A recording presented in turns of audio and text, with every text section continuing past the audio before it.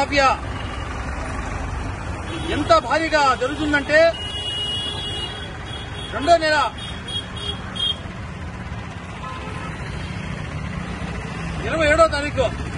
ఫిబ్రవరి 27వ తారీఖు నాగరాజ అనే మాల మహానాడు కార్యకర్త డాక్టర్ శివప్రసాద్ హాస్పిటల్లో ట్రీట్మెంట్ కలిపి 10 నిమిషాల్లో ప్రాణాలు కోల్పోవడం జరిగింది.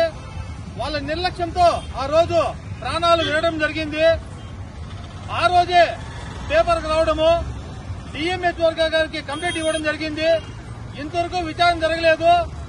ఎంత ఘోరంగా ఉంటే ఈ మెడికల్ మాఫియా ఈ రోజు సాక్షాత్తు డిఎంహెచ్ గారికి చిత్తూరులో కంప్లైంట్ ఇచ్చే వస్తే డాక్టర్ శివప్రసాద్ గారి దగ్గరకు వచ్చి వాళ్ళు ఇచ్చే లంచాలు తీసుకొని ఈ రోజు దళితులకు అన్యాయం చేసే పరిస్థితి ఉన్నది. ఈ రోజు ఈ మెడికల్ మాఫియా ఇలా విస్తరించు సన్నా పన్నాల ప్రాణాలు తీసేదానికి ఎవరు వెనుకాడటం లేదు. ఒక మనిషి ప్రాణం పోతే 8 నెలలైనా ఇప్పటి వరకు పట్టించుకోలేని పరిస్థితి ఈ మెడికల్ మాఫియా. ఈ పొంగునూరులో చూస్తే గవర్నమెంట్ హాస్పిటల్లో ఉండే డాక్టర్లందరూ ప్రైవేట్ నర్సింగ్ హోమ్లు పెట్టుకుని వాళ్ళ ప్రాణాలతో చెలగాటాడుతున్నారు. శివప్రసాద్ గారు అయితే ఆయన జనరల్ సర్జన్.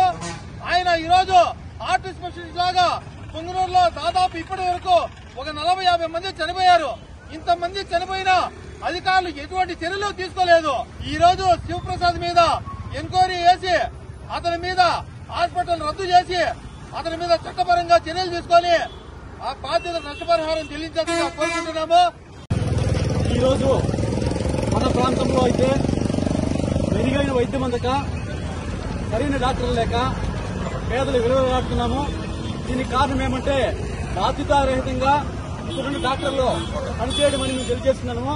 అదేవిధంగా ఒక ఉన్నత స్థాయిలో ఉన్నటువంటి డాక్టర్లు ప్రభుత్వ హాస్పిటల్లో పనిచేస్తూ ప్రైవేటు క్లినిక్లు పెట్టుకుని ప్రైవేటు క్లినిక్ల మీద ఎక్కువ దృష్టి పెట్టి ప్రభుత్వ హాస్పిటల్లో పనిచేయకపోవడం వల్ల చాలా మంది మదనపల్లికి రెఫర్ చేసి మదనపల్లిలో బిల్లులు కట్టలేక చూపించుకోలేక అప్పుల పాలయ్యి అందుబాటులో లేకుండా పోయే వాళ్ళైతే చనిపోతూ ఉంటారు.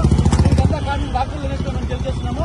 అది కాకుండా చిన్న హాస్పిటల్కి వెళ్తే ఆ చిన్న హాస్పిటల్లో కూడా టెస్టులు అన్ని రకాల టెస్టులు చేసి 2,000, 3,000 వేసి బిల్లులతో సతమతం చేస్తున్నారు. దీనిపైన సరైన విచారణ జరిపి సమగ్ర విచారణ చేసి ఇలా చేసే వాళ్ళపైన సరైన చర్య తీసుకోవాలని మేము తెలియజేస్తున్నాము.